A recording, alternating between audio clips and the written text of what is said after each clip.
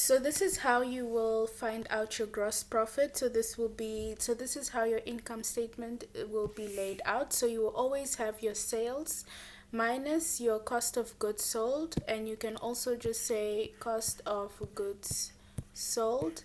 And if you take your sales and you minus your cost of goods sold, that will give you your gross profit. So always just memorize the formula.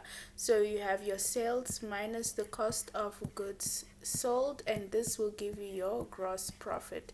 So your cost of goods sold is going to be your opening inventory.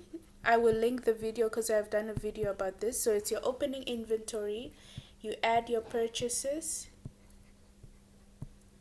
and then you have your carriage inwards and outwards, and then you less your closing inventory.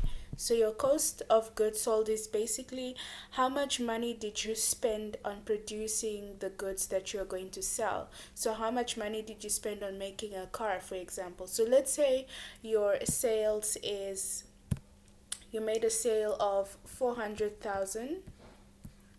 That was your revenue for the year.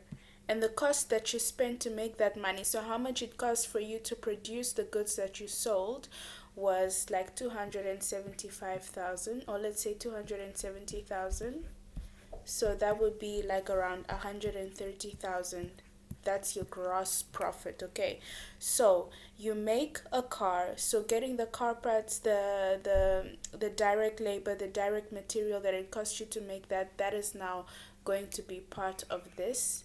So your revenue minus your cost of goods sold, so this is basically like a direct expense, so this is for the company, then you get your gross profit.